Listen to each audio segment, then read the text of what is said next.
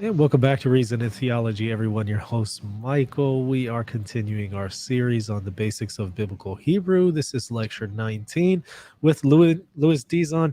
Welcome back to the show, Louis. How are you? Oh, doing well. It's great to be back once again and happy to continue this series. Is it cold Yeah. over there? Yes, but fortunately the heating is doing its job, so I'm Is it? quite Yeah. comfortable indoors. Same, It, same here. Yeah. yeah, but Yeah. yeah, I wouldn't want to be outdoors right about now. Right. Yeah. It's pretty cold outside, but I got it nice and Mhm. toasty here in the office. Exactly. But Well, good to anyways, have an yeah. office day. So Yeah. yeah, it really is. It's always just the walk from the house to the office though is the worst part. So, Mm, yeah, that's but true. anyways, I'll Yeah. pass it on to you if you're ready, and if you want to share your screen, I'll add it here to the video stream. Yep. Let me just get it started. Sure. Uh, Okay, there we go. So we're There we go. continuing where we left off. Um, the first thing that I want to do is to continue doing our reading of Genesis. You may recall that for the past few sessions, I would begin these sessions by reading a little bit of Genesis. So we did up to day 5, Yom Hamishi, over here. So let's read a chunk of day 6 to get a feel for it. It's going to be a little bit longer than the previous days. If you've read through Genesis, you'll notice that each succeeding day is a little bit longer than the last one. So day 6 is the longest, which includes verses 24 to 31. So let's read this. Vayomer Elohim, Totse haaretz, nefesh chaya, lemina, behema, veremes, v'chaito, v'chaito eretz lemina, vayichen. And God said, let there come out of the earth living things according to its kind, beasts and creeping things, and its and the living things of the earth according to its kind. And so it was. So the verbs in this are fairly simple. Vayomer, we're familiar with that one, and he said that's a Vaiktol form of Amar, third person masculine singular. Totse is from Yatsa, to go out. It's the second person masculine, sorry, the second person feminine singular. Remember, second person masculine, third person feminine tend to look alike. In the Jussive form, and it's third person feminine because it's modifying behema over here. And Vaihi, the Vaiktol form of Haya, third person masculine singular. Now, verse 25 says, Vayas Elohim et Hayat haaretz lemina, ve'et habehema lemina, ve'et kol remes haadama leminehu. Vayar Elohim kitov. And God made the living things of the earth, or the living animals of the earth, according to its kind, and the wild beasts, according to its kind, the wild animals and the other animals, according to its kind, and all the creeping things of the earth, according to its kind. And God saw that it was good. So, Vayas is the Vaiktol form of asa, to make or to do. Um, and then Vayar is the Victal form of Ra'ah, which is to see. And now we get to the most theologically pertinent part of day 6, which is the creation of humankind. Verse 26. Vayomer Elohim, Naase Adam B'Tsalmenu Kidmutenu, Vayirdu Bidgat Hayam, Uvaof Hashemayim, Uva Behema, Uvachol Haaretz, Uvachol Haremes Haromes al Haaretz. So Vayomer, once again, and God said, let us make man in our image, according to our likeness, and let them rule over the fishes of the sea and the birds of the heavens, and the animals, and all of the earth, and over all the creeping things that creep upon the earth. So Vayomer is the very tall form of Amar, and Naaseh, which is a very interesting verb. So this is the first person plural um, of Asa in the imperfect, and a lot has been made about the fact that it's in the first person plural. Uh, some people see this as a foreshadowing of the Trinity. Others see this as a reference to the divine council. Either way, it is not interesting that uh, this verse uses the first person plural naase here. And then Vayirdu is from Rada, which is to rule. And this is, again, a jussive form, third person masculine singular. Actually, it says here Viktal, but it's being used in sort of a jussive sense here. Um, and then Romes from Ramas to creep, and this is the kal active participle masculine singular. So the creeping thing, rather, that which is creeping.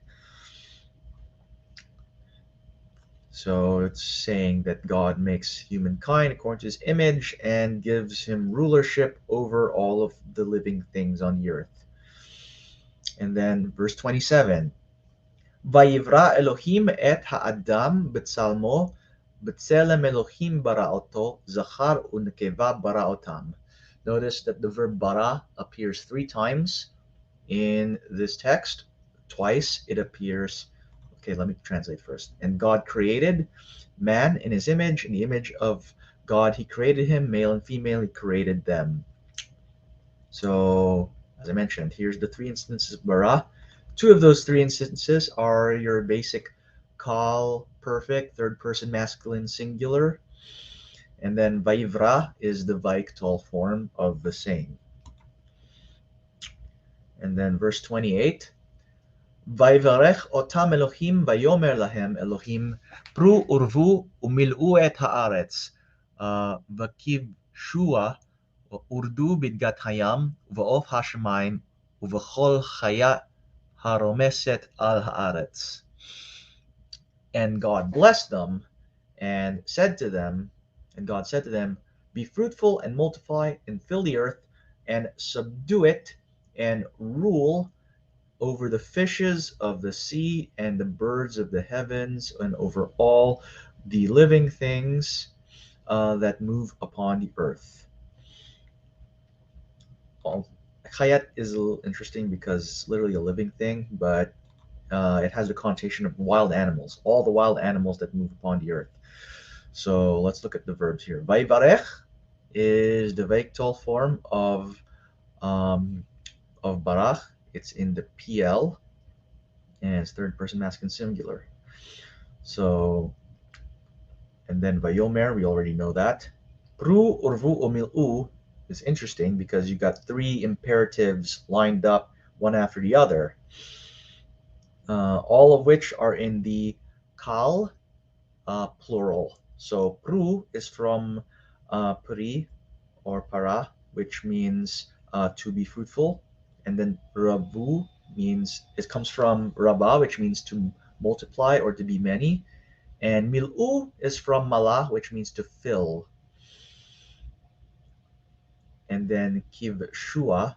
So kivshua is again an imperative from kavash, to subdue.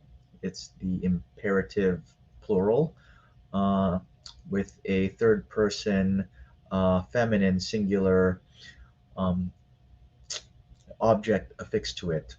It's like subdue it or subdue her. Much has been made of this specific verse or this specific verb because some commentators have seen this as connoting a sort of violent subjugation. Kavash does get used elsewhere in the Bible to denote assault or rape or violent subjugation, and so its use here has been criticized by a lot of modern critical commentators, but we won't get into that today. And then Ridu from Rada.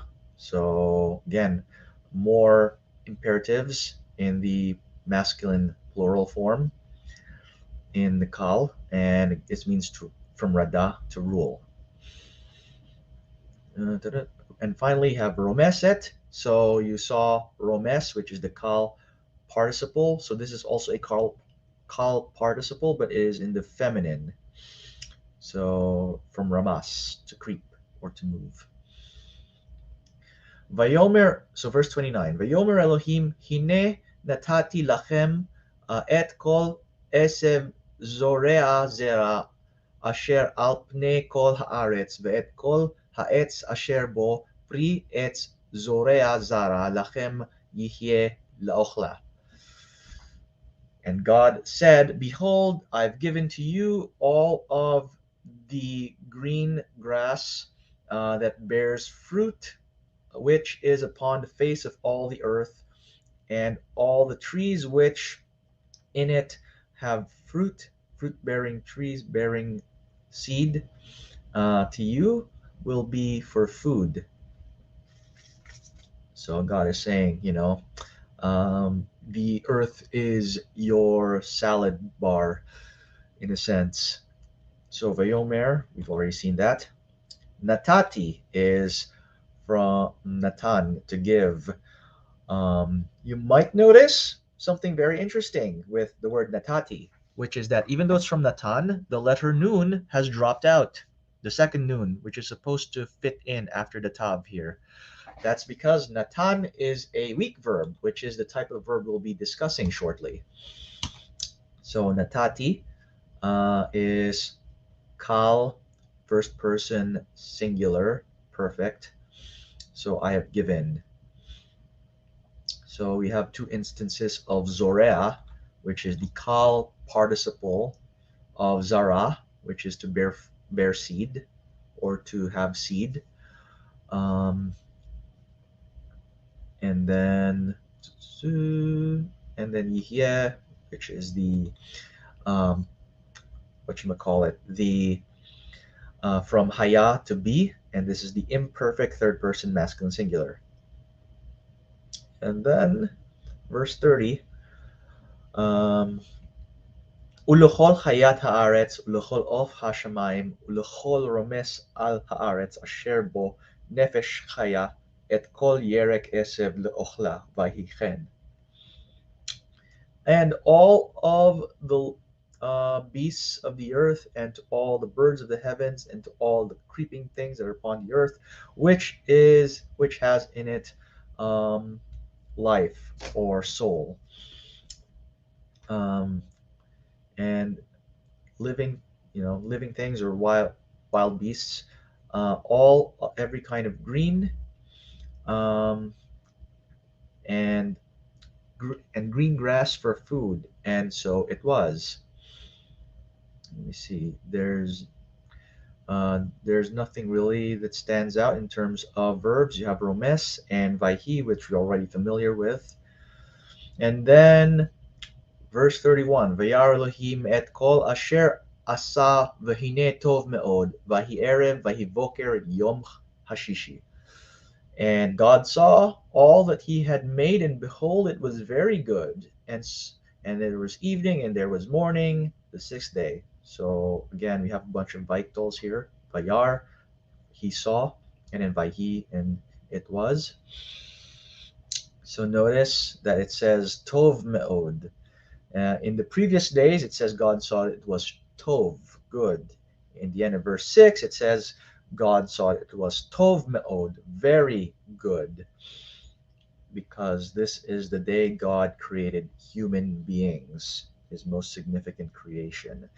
So, with that, next week we'll do a bit of chapter 2, but now let's switch tracks and talk about weak verbs.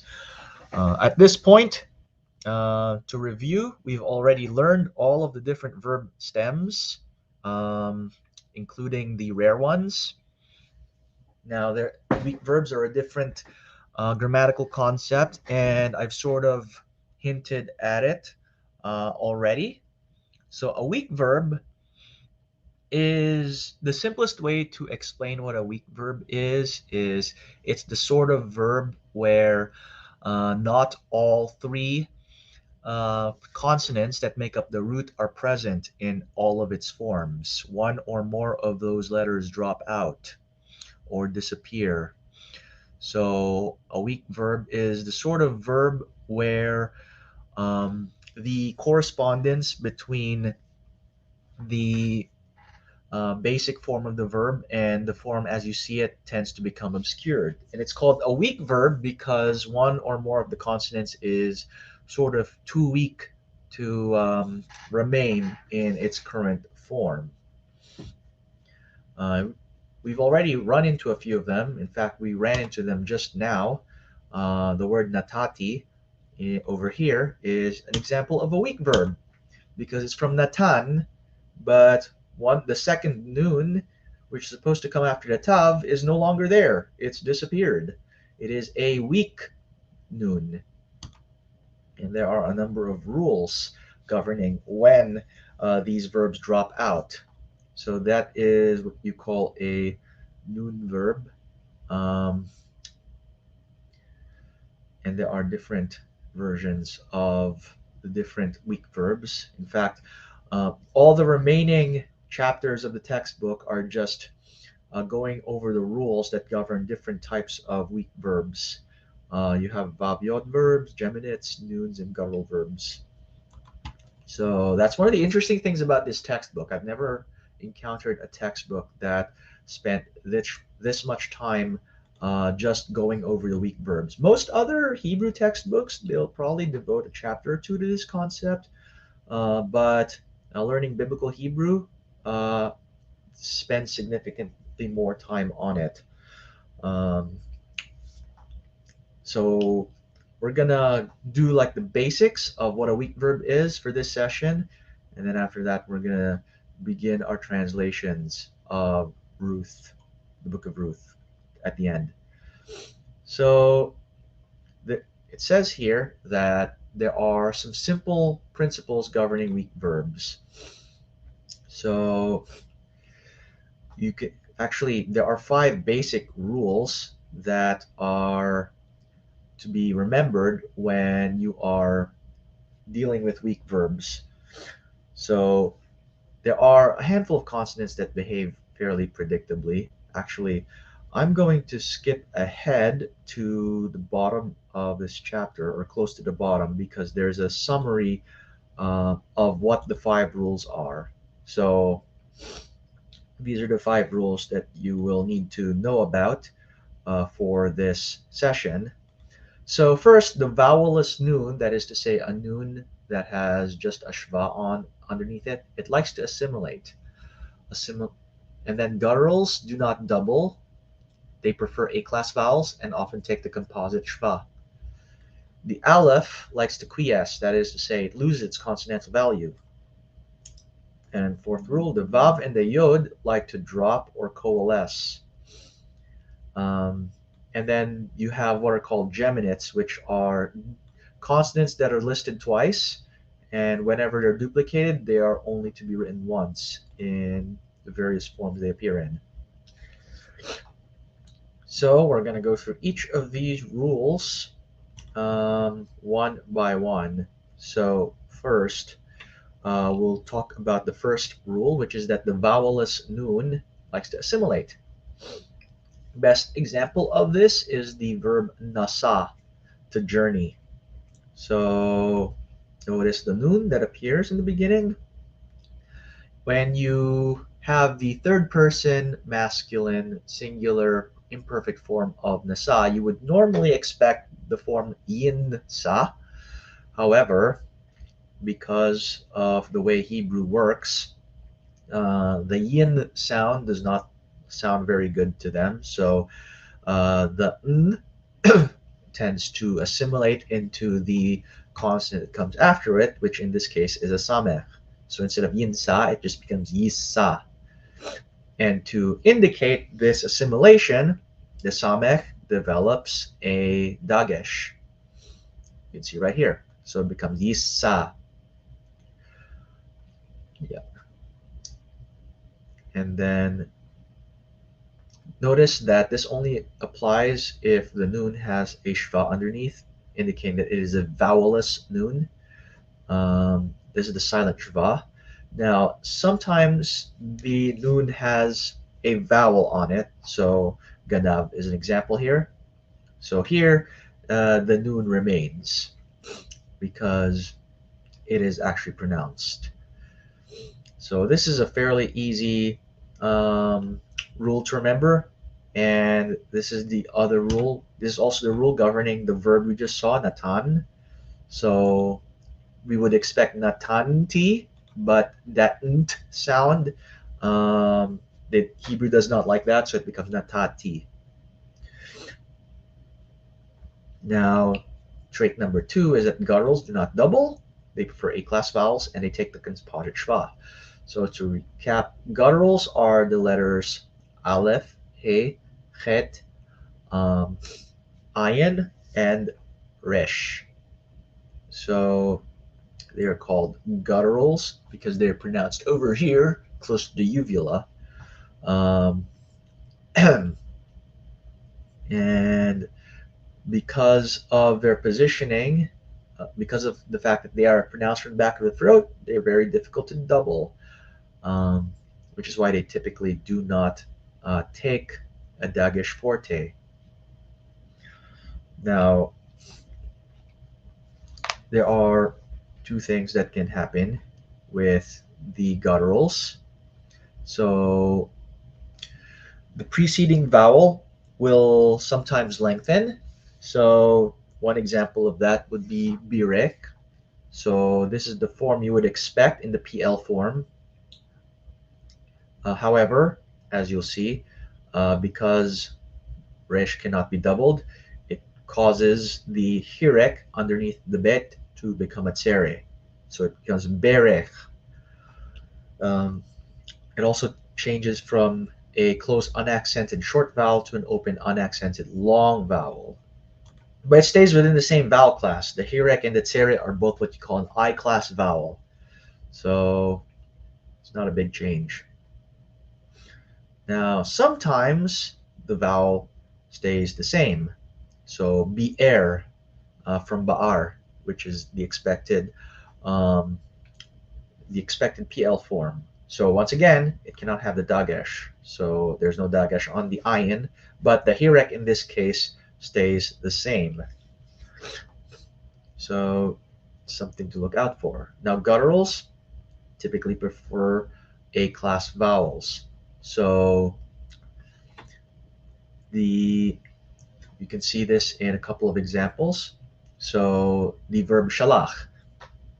In the PL form, you might expect shilech, but because of the presence of the chet there, it turns into a shilach.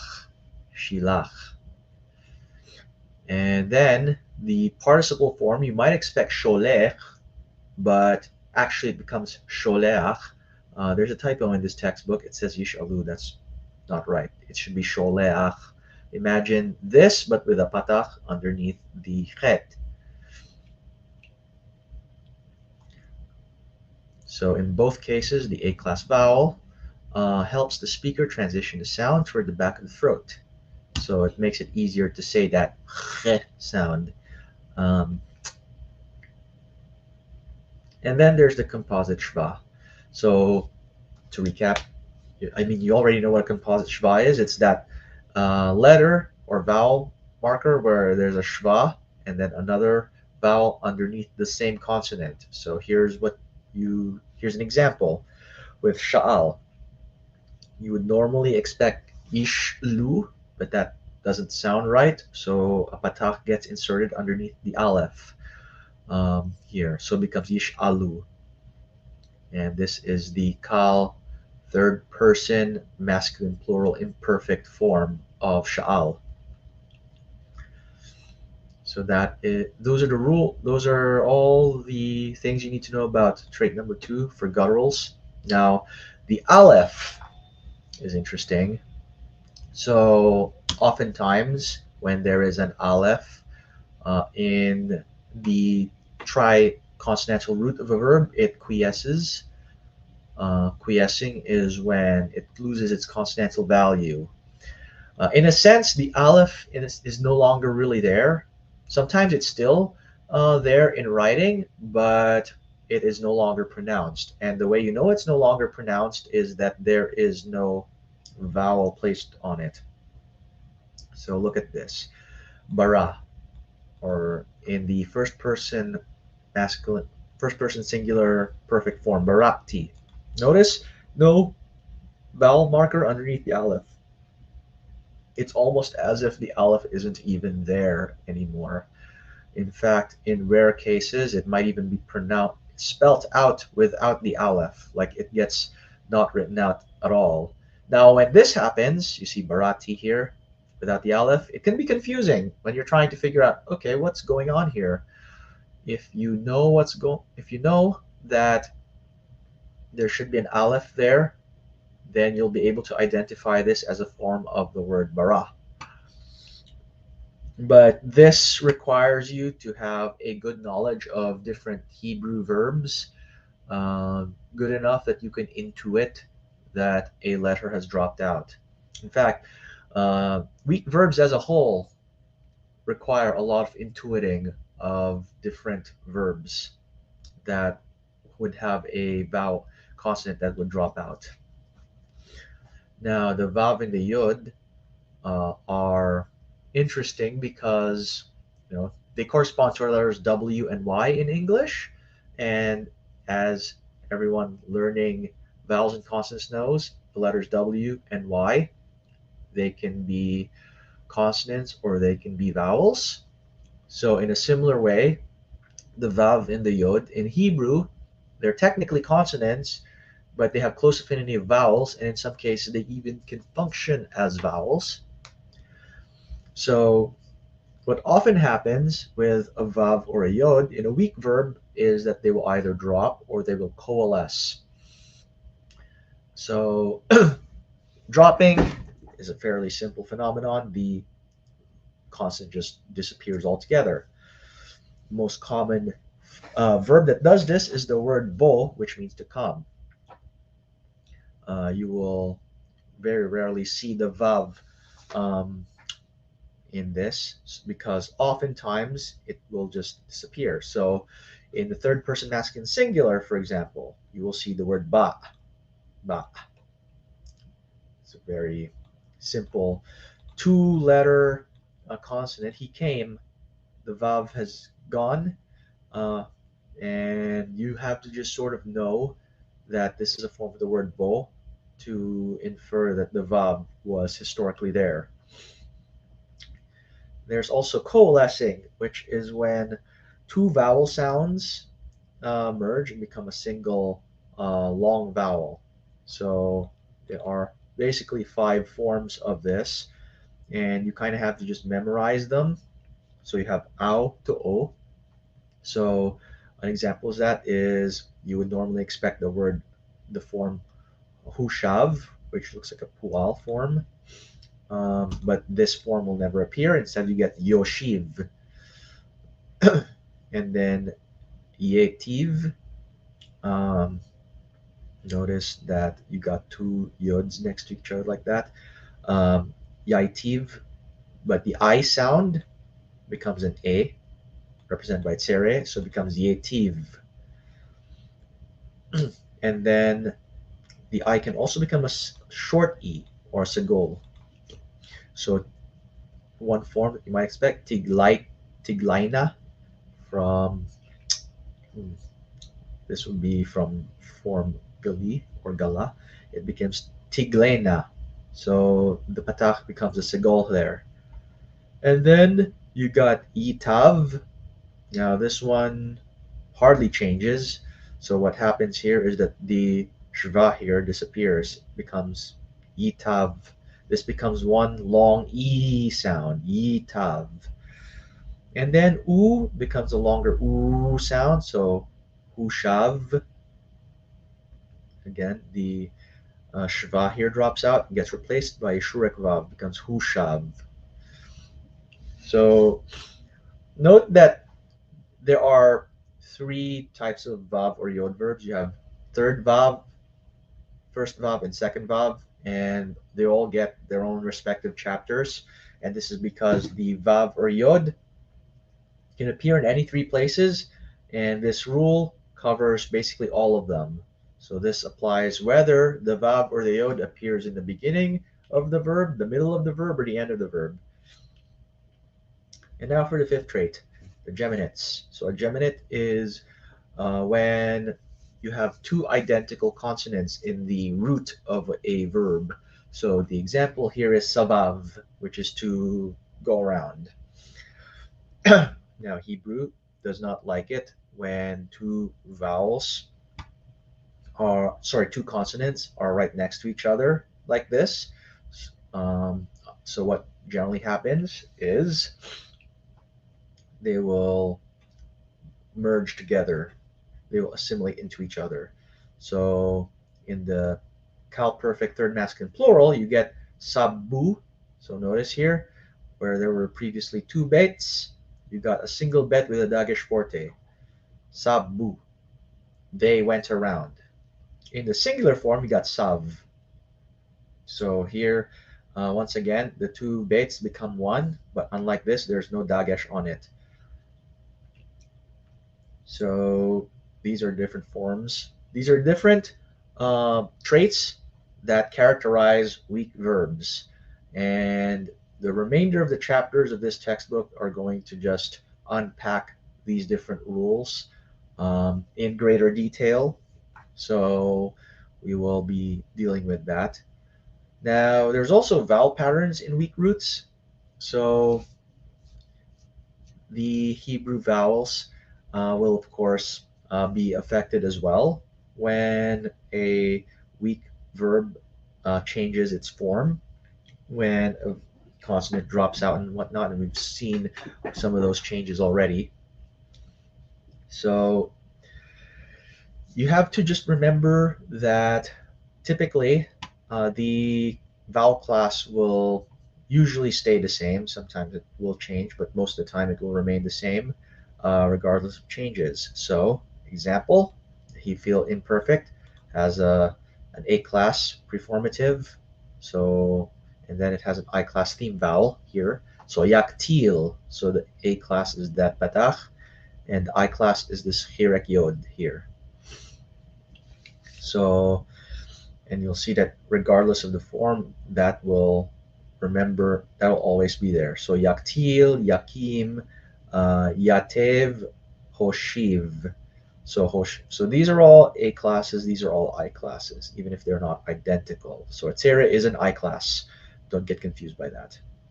And the holem vav sometimes can also be considered an A class, as you can see here. Hmm. Now,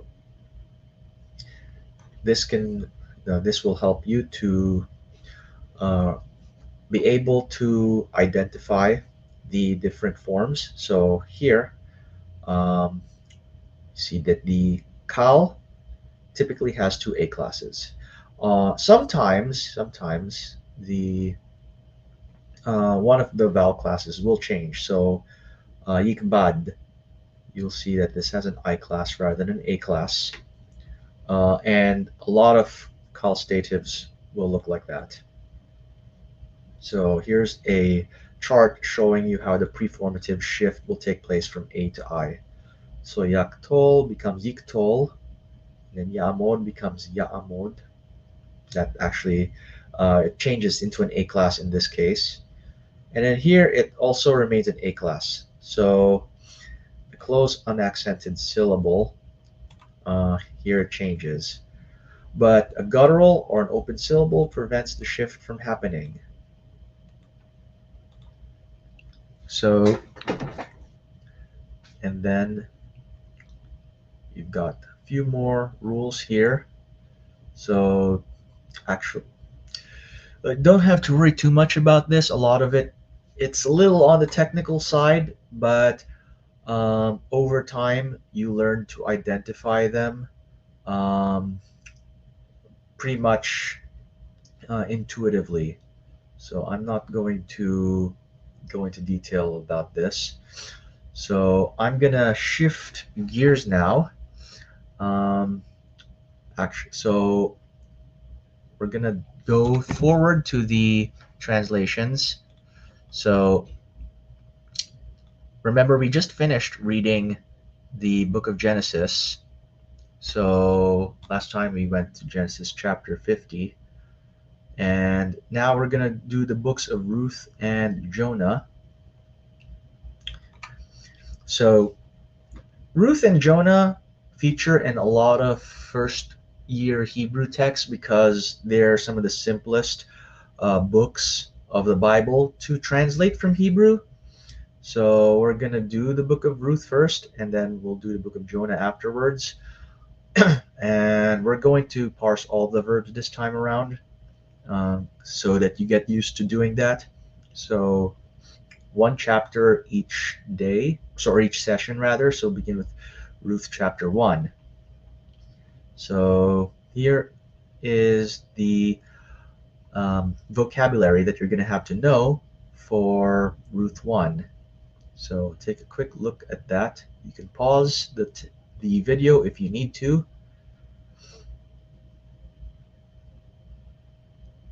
All right, let's look at the book of Ruth. So the, each chapter in the books of Ruth and Jonah are fairly short, so they're not quite as long as the readings that we did for the book of Genesis. So we should be able to go through them fairly quickly. So let's begin with Ruth chapter 1, verse 1. Vayhi bime shof, shof, shvot hashoftim, vayhi ra'av ba'aretz, vayelech ish mibet lechem Yehuda lagur bisde Moav, hu ve'ishto ushne banav. And there was in the days of the judging of the judges, and there was a and so it was in the days of the judging of the judges, and there was a famine in the land, and a man went or walked from the house of bread or from Bethlehem in Judah to dwell in the fields of Moab, he and his wife and his two sons. So this is how Ruth begins. So let's, let's look at the verb. Let's look at the verbs. So vayhi, so the vital form of haya, we already know that. Another vayhi, and then vayelech. This is the vital form of halach. So remember, here's actually where you get an example of how a weak verb will function. So halach, there should be a letter hey there, but the letter hey has dropped. It has assimilated into the yod here, hence this. So, and the and you get a tere. So the vowel underneath has actually lengthened. This is an example of the second trait that we talked about earlier. So, and he walked in the third person masculine singular. So you get to see it in action there. And then you have lagur, which is from a infinitive construct form of gur, to sojourn or to dwell. And he dwelt in the fields of Moab. Verse 2. V'shem ha'ish Elimelech, v'shem ishto Naomi, v'shem shne banav Machlon v'Chilion, Efratim, מבית לחם יהודה, ויבואו שדה מואב, ויחיו שם. And the name of the man was Elimelech, and the name of his wife was Naomi, and the name of the two sons were Machlon and Chilion. Then there were Ephratites. Ephratites. That would be the clan name of these fellows. You might, just an aside, you might recall in Micah 5 verse 2 Bethlehem is called Bethlehem Ephratah. So here you get some inhabitants of Bethlehem, and they're called Ephratites. So there's a connection between um, the clan of Ephratah and the city of Bethlehem. It's very interesting to make those sorts of connections when you see them. And then verse 3, Vayamot Elimelech ish v'Naomi uh, ish Naomi v'tishaer hi ushne b'nea vayis'u lahem nashim Moaviot shem ha'achat Orpa v'shem ha'shenit Ruth. Actually, I just ended up reading a bit of verse 4. Might as well read the rest of verse 4. Uh, Vayeshvu sham ke'eser shanim. And Elimelech died, the husband of Naomi, and she remained, she and her two sons, and they took for themselves wives, um, lifted, and the name, and they were Moabites. The name of one was Orpah, and the name of the second was Ruth, and they dwelt there for 10 years. So let's grab the verbs here. So you got Yamot. So this is from Mut, to die. So and this is Vaiktol, third person masculine singular. Once again, this is an example of a weak verb because there is normally a vav between the mem and the tav, but it has dropped out. Uh, it is no longer there. So you would normally not realize that there should be a vav in the root for this, but there is. And then tishaer, from sha'ar, to remain, and this is the PL form in the third person feminine singular. Vaiktol, once again, it's a Vaiktol. These are all Vaiktols.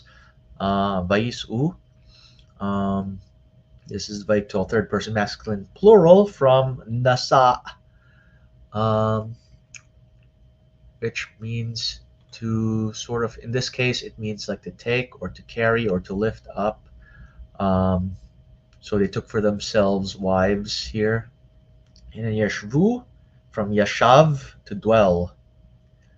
Uh, oh, also I forgot to mention, in both these are once again more weak verbs. So here, there should be a noon here, but the noon is gone. The noon has assimilated. Here, there should be two yods, but the two yods merged together into one, and the vowel has lengthened here, became a tsere. So you get plenty of examples of the sorts of rules we were just talking about. Verse 5, Vayamutu gam shnehem machlon v'chilion v'tishaer ha'isha mishne yeladea umeisha. So, and the also died, the two of them, Machlon and Kilion, and the woman remained with her two um, sort of like daughters, Yiladea, really daughters-in-law, from her husband. So basically, this is saying that the two sons also died, and all that's left are Naomi, Orpah, and Ruth. So Vayamutu is also a Vaiktol of Mot, but this time it's in third person masculine plural. And interestingly, in this case, the Vav remains. You can see that the Vav is still there. It has not dropped out. And then Batisha Air, we already ran into that. It is a Vaiktol of Sha'ar in the PL, and it's feminine singular. Verse 6, Vatakom hi uve kalotea vatashav misde Moav ki sham'a bis bisde Moav ki fakad Adonai et amo latet lahem lachem. Fun little rhyme sort of here. Latet lahem lachem. Um, and and she arose, she and her two daughters-in-law, and uh, dwelt from the land of Moab, because she heard in the land of Moab that God, the Lord, visited His people to give them bread. So we got some more weak verbs here. Takom, which is similar to, which is from kum. So there's a vab there that has dropped out, and it's in the third person feminine singular, kal. So she arose. And then batashav. Um, Once again, a yod is supposed to be there, but it has dropped out. And so this is the third person feminine singular, kal, Vaiktol, for to dwell. And then sham'a, this is your basic third person feminine singular, kal, perfect, for to shama, to hear. Bakad, again, a basic, fairly basic verb. It's from to visit. Um, Third person masculine singular, kal, perfect. And then latet, this is from natan, believe it or not. This one is interesting because two of the noons are gone. Both noons have dropped out. So of the three consonants that make up natan, the only one left is the middle one, the tet. The tav. And that's one of the things that makes weak verbs funky. Sometimes only one of the three root consonants will remain, such as what we see here. So this is the infinitive construct of natan, to give. So to give them bread. Verse 7, Vatetse min hamakom asher haita shama ushte kalotea ima vatelachna baderech lashuv et el eretz Yehuda. And she went out from the place which was there, and the two of her daughters-in-law with her, um, and walked on the way to return to the land of Judah. So let's look at these verbs again. Vatetse, that's from Yatsa. The yod has dropped out. There's a lot of weak verbs in this reading.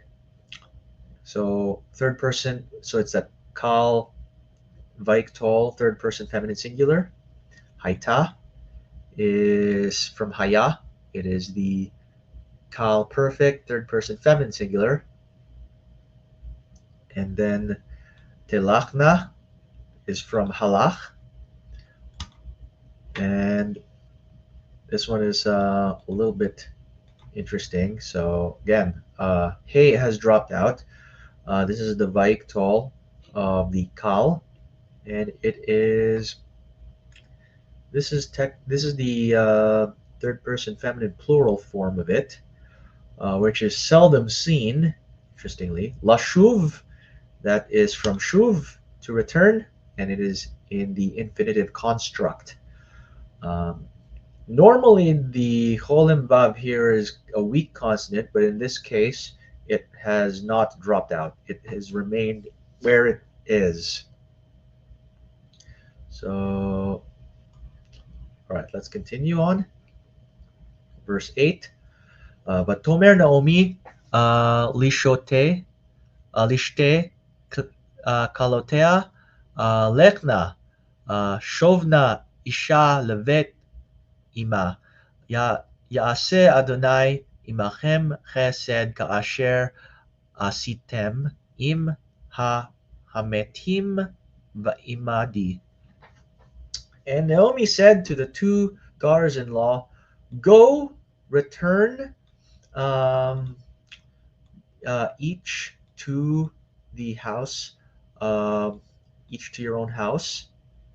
God, the Lord has done for you. May the Lord do for you loving kindness or mercy, just as you have done with the deceased and with me. She's telling them to go back to where they came from. So let's look at the verbs. Lechna, shovna, both of these are actually vatomer. You already know what that is. Lechna and shovna, both of those are imperatives. This is from halach.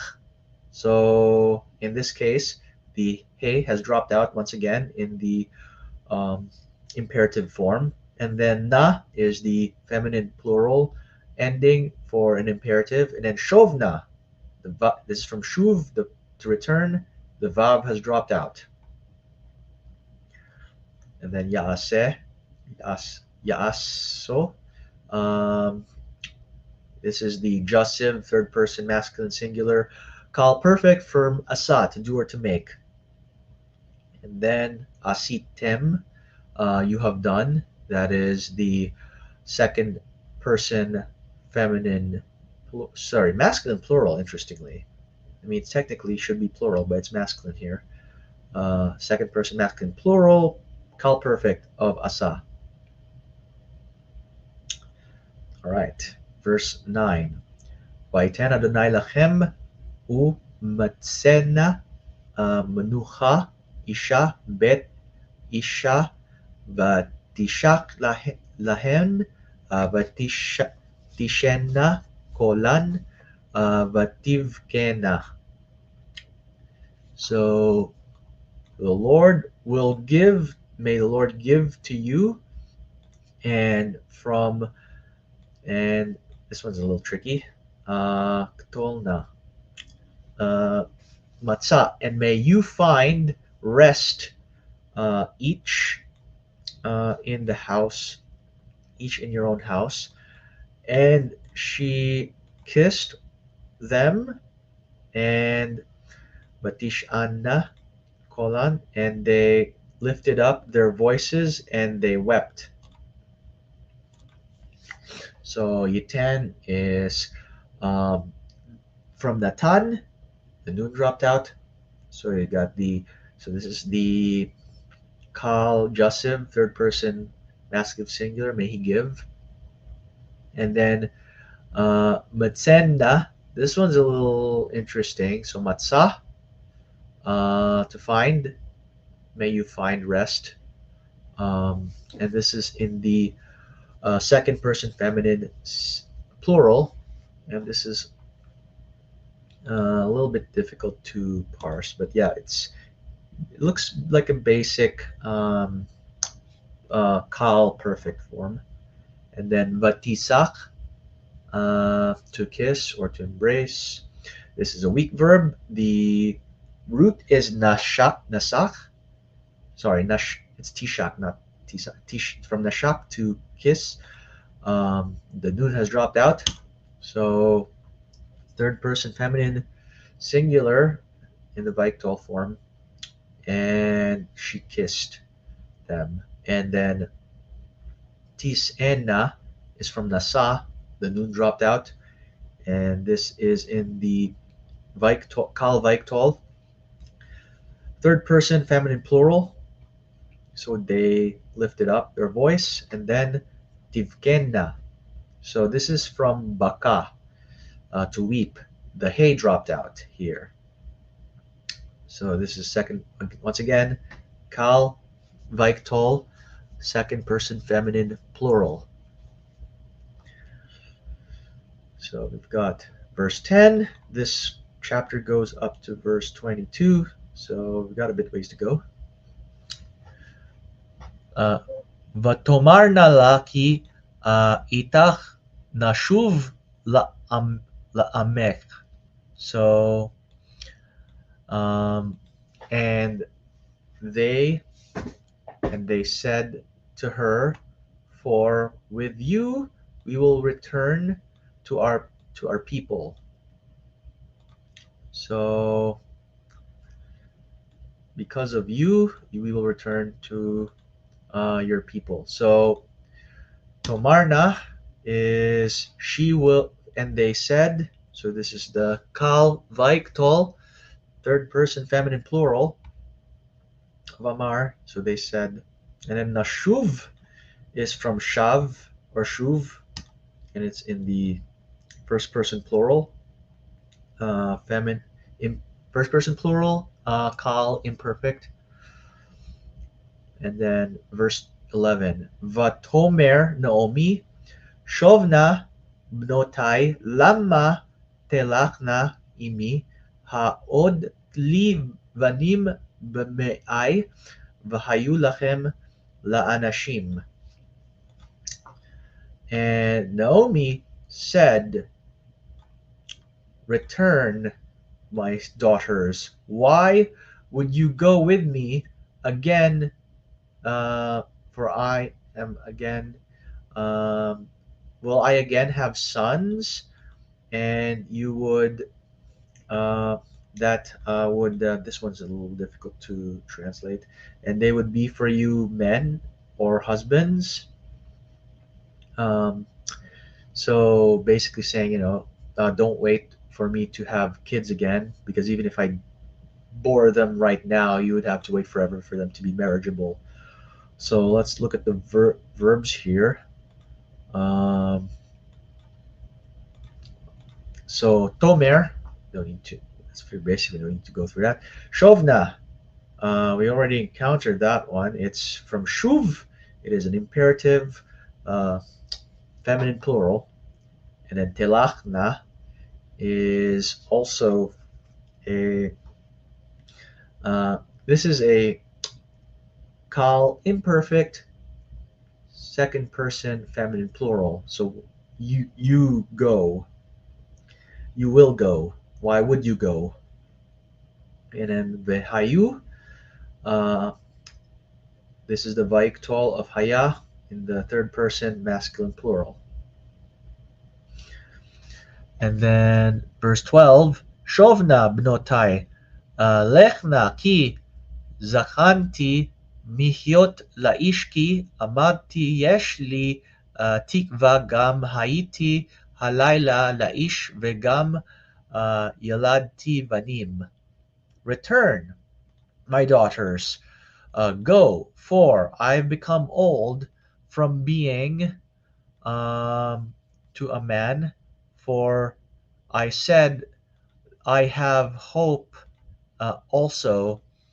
Um, I was the knight to a man, and also I would bear sons. So syntactically, it's a little um, awkward, but she's basically saying here that she's too old to have kids anymore. She's sort of her time for childbearing is already past. So don't expect any more children from her. So Shovna again, return, uh, from the Shuv, imperative feminine plural. Lachen, Lechna is the imperative of halach in the feminine plural. Zakanti is from zakan, to become old, uh, and it's in the call perfect, third person singular. Mihyot, so from hyot is haya, that the word to be, and this is the infinitive construct form of it. So you've seen the form lihyot. This is mihyot. So there's a mem attached to it to indicate from being, and then amarti from amar, uh,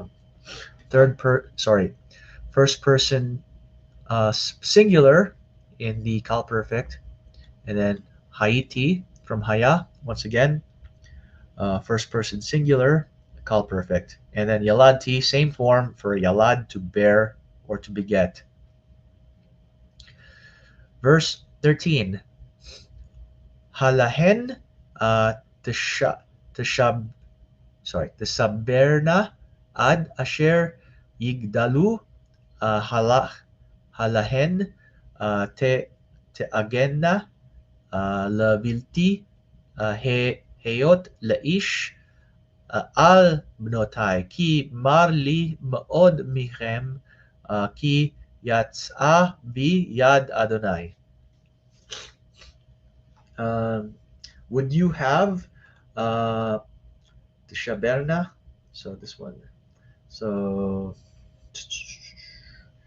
um, until would you be able to wait basically um, until they grow old, and would you um, phew, okay restrain from being restrain yourselves until they become men? No, my daughters, for I have bitterness, I have much bitterness from you, for went out the hand of the Lord went out from me.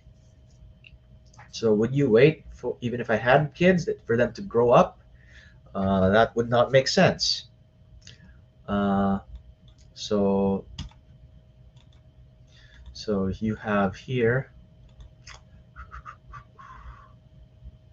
yeah, this one's a little bit difficult. So there's a bunch of uh, tricky vocabulary here.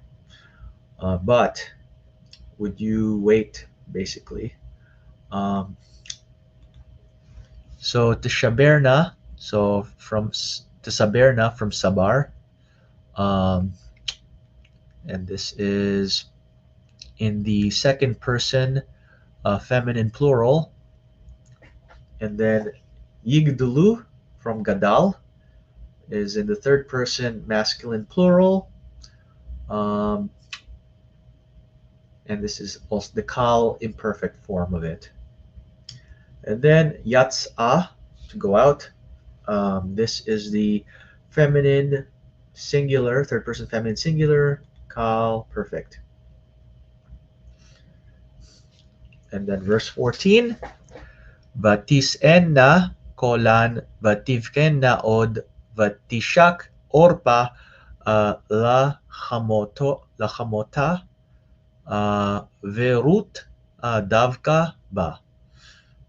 Um, so they lifted up their voice and they wept again, and Orpah kissed her mother-in-law because she's going, but Ruth clung to her.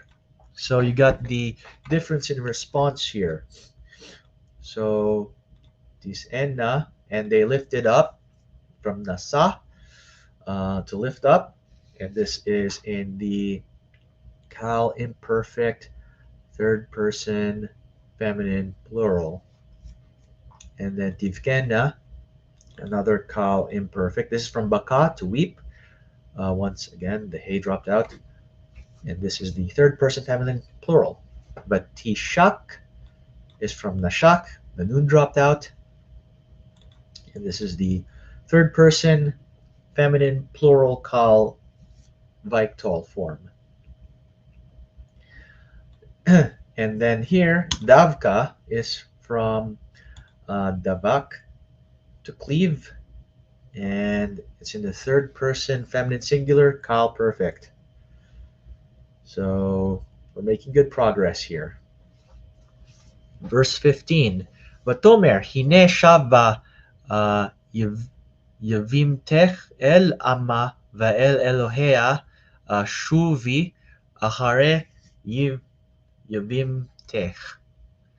Um, and she said, Behold, um, return yavimtech, return my brother's wife to her. Um, sorry, behold, she returned. Your brother's wife has returned to her people and to her God. Return after your brother's wife. So Naomi's telling Ruth, go be with Orpah. So Vatomer And then shava from shuv, the vav dropped out, and this is the cal perfect third feminine singular. And then shuvi, also from shav, so from shuv, but the vav stays, and this is the imperfect, sorry, not imperfect, imperative, the cal imperative, second, sorry, feminine plural. And then you get Ruth's reply in verse 16. Vatomer Ruth al tifga'i bi va'azvech lashuv me'achare ba'acharaych ki el asher telchi elech uve'asher talini alin amech ami va'elohaych Elohai. And Ruth said, um, do not, sorry, I'm not forgetting this particular vocab word. Let me see, verse 16. I'm going to cheat a bit and look at, uh, there you go, the word for urge. So do not urge me to leave you, to return uh, from after you, for to that which you are going, I will go. And where you stay, and in that which you will stay, I will stay. Your people will be my people, and your God will be my God. Everyone knows this verse because there's a popular praise and worship song that quotes it all the time. Um, but it sounds better in the Hebrew. Tomer, you already know that. Ti al tif gei. So this is the second person. Sorry, this is the kal, Joseph, second person, um, singular, second person feminine singular. You know that it is a Joseph because of the al here. Al typically precedes a Joseph. Do not urge me to uh, leave you. So azav is to leave, and this is the infinitive construct of it. Lashuv, also infinitive construct of shuv, and then telchi, that where you will go. So this is the kal imperfect, second person, second feminine singular of halach. And then this is the kal imperfect, first singular of the same. Again, both cases the h drops out or the hey drops out. And then talini is okay. What's the root of this? Lean. So lean, which means to stay. So this is the kal imperfect, second feminine singular, and this is the kal imperfect, first singular. So where you go, I go. Where you stay, I stay, as the song goes. Verse 17. Ba'asher tamuti amut vashav vasham ekaver ko ya'ase Adonai li veko yosif ki hamavet yafrid beni uvenech. And in which, and in that which you will die, I will die. So where you die, I'll die. And there I will be buried. Thus the Lord do to me, thus um, may he increase, or may he add to, for the death um, that was Yafrid, between me and between you.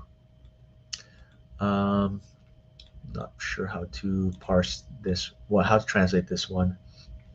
But let's look at all these verbs. So tamuti and amut are both call imperfect uh, of the form mut, to die. This is second feminine singular, and this is first person singular. Ekaver is a PL.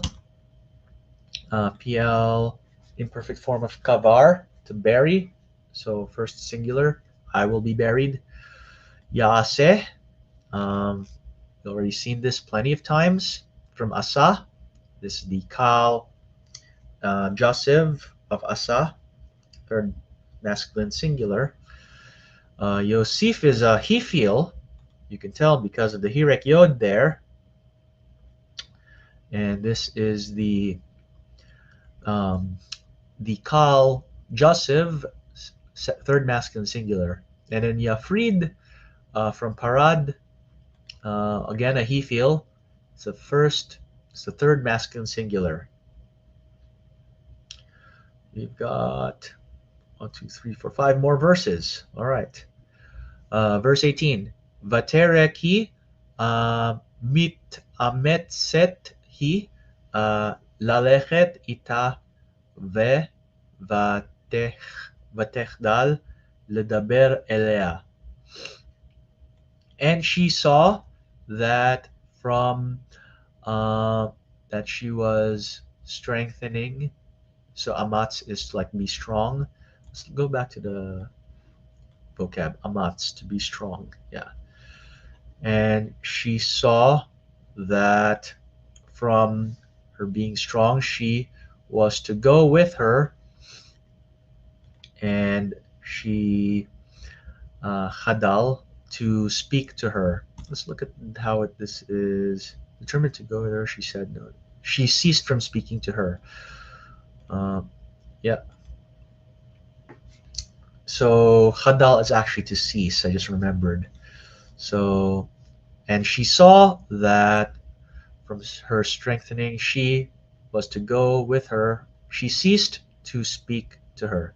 Actually, she was determined. This is being used in a stative sense. She was determined to go with her. Um, let's parse each verb here. Vatere is the Vaiktol form, Kal Vaiktol of Ra'ah, third feminine singular, she saw. Mit Ametzet, um, um, so this is a hitpael uh, participle. So the hey becomes a mem in the participle form, and you know it's a a feminine singular because of the way it ends, etset. So it's like she was being strong, she to go. She was, she had her mindset on doing this. To go, lalechet is the infinitive construct form of halach. And then batechdal, ledaber. So techdal, batechdal is the Vaiktol, Kal Vaiktol form of Hadal, to cease, in the third feminine singular, and then the Daber is the infinitive. It's the PL infinitive construct form of the bear. Got four more verses. Verse 19. Vatelachna shtehem ad boana bet bet lachem vahi kvoana bet lechem vatehom kol ha'ir alehen vatomar na hazot Naomi. So the people went out and they saw Naomi and they were surprised because she was back. And they went, the two of them, until they came to Bethlehem. And so it was as they were coming to Bethlehem, and um, the people, all of the city was murmuring about them, and they said, "Is this Naomi?" It was like, "Hey, I remember this lady, but where's the rest of her family? And who's this person with her?" So, so Vatelachna, and they were walking. This is the Kalvaik tol form of halach in the third feminine plural, and then Boana, um, until they came. So this is I wouldn't have guessed that. This was an infinitive construct form of ba, or bo, with the third person suffix. And by he, we already know what that is. Kevo ana, once again, the same form here. And then batehom from whom to murmur. And this is the Kalvike tall, third person feminine singular. And it's in the feminine because ear it is modifying the subject ear, which is grammatically feminine. And they said, again, Kalvike tall from Amar, third feminine plural. Um, three more verses. Vatomer alehen al tikreni li Naomi karen na li mara ki hemar shadai li maod. And she said to them, do not call me Naomi, call me Mara, for the bitterness of the Almighty is upon me much, is very much upon me. But Tomer, we already know that. But Tikrenni, Al Tikrenni. So this is the Kyle Joseph, second person plural form of Kara. And then Karenna, actually this is feminine, and so is this. This is the imperative feminine plural form of Kara. And it's feminine because, once again, ear, which is interesting because I would imagine a lot of those people are men. So you would expect Karenni, but sorry, Karennu, but for whatever reason, the text says Karenna instead.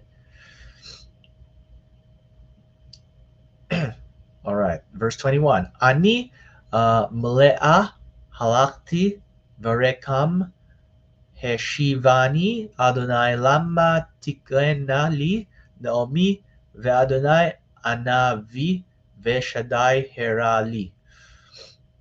Um, so this is where she gets a little bit salty. Um, I have been male'a, I've been filled, and I walked, and empty, I returned, and the Lord brought me back empty. Uh, I was full, sorry, I came full, and then I came back empty. So I left when I was full, I came back empty. So like, she didn't have any of the stuff she had when she left. She had a husband and two sons, and now she doesn't. Why would you call me Naomi? Remember, Naomi means sort of sweetness or delightfulness in Hebrew, as opposed to Mara, which means bitterness in Hebrew.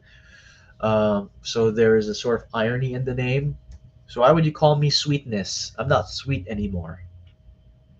And the Lord has impoverished me, and the Almighty has done evil to me. Um, so male'ah, sorry, that's not a verb. Halak, it's an adjective, means full. Halakti um, is the kal perfect first singular of halach. Heshivani is the he feel perfect third masculine singular of shuv. So it's bring back or to return, and it's got the pronominal suffix ni on it, first person pronominal suffix. And then tigrena is the kal imperfect of kara in the second feminine plural. Why would you call me Naomi? And Anna, he is impoverished. So this is the kal perfect third person masculine singular. And then here, this one's a little interesting because it's a he feel form, but the theme vowel, what you would normally expect as a theme vowel is different. Hera. Um, Also, notice that this is also uh, another weak verb. The the root has two ions here, but there's only one ion now. So this actually kind of falls under two rules. It's kind of geminate because you got two of the same consonant, but it's also a guttural. So the rules for the guttural and the rule for the geminate both apply in this case. So it's a third masculine singular of to be evil, to do evil. He has done evil, rather. And finally, verse 22. Uh, Vetashav Naomi Verut ha Moaviot Moavia Kalata ima Hashava Misde Moav Vehema Ba'u Bet Lechem Bitchilat Bitchilat Ktsir Shorim. And Naomi dwelt, as well as Ruth the Moabitess, her daughter-in-law, with her. Um, the uh, and they returned from the plains of Moab, and they came to the house to Bethlehem in the um sort of the time of the harvesting of the grain. So they came right around harvest season, which would be around the fall. So let's parse the remaining verbs. Batashav. It's from yash. It's the kal vital form of yashav in the third feminine singular, and then hashava.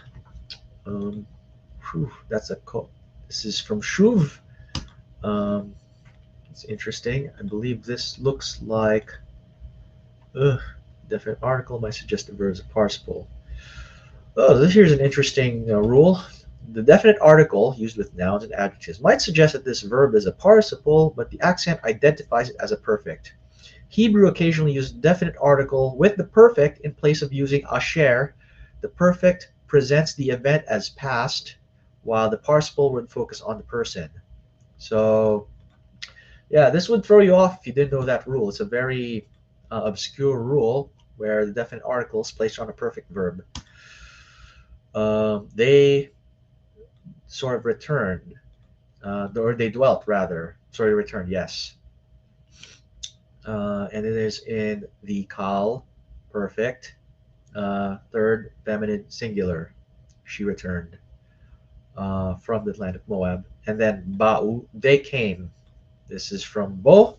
It is the kal perfect, third masculine plural. Yeah. By the way, you might notice something funny with Hebrew is that even though verbs are grammatically gendered, the grammatical gender doesn't always correspond to the biological gender of what it's describing. So, for example, ba'u, that's a masculine plural, but it's referring to two women, whereas all of these verbs are referring to a mixed gender crowd, which would normally require a masculine plural, but for whatever reason, the feminine plural is being used here. So, yes, something to watch out for with Hebrew. Most of the time, the gender of the verb will tell you the actual gender of the uh, one performing the action, but not always. So that is Ruth chapter 1. Next session, we'll do Ruth chapter 2, and we're going to continue our discussion of weak verbs, beginning with the Vav Yod verbs. And then the rest of the chapters are also different forms of the weak verb. So, hope you guys had fun with this one. And I'm done.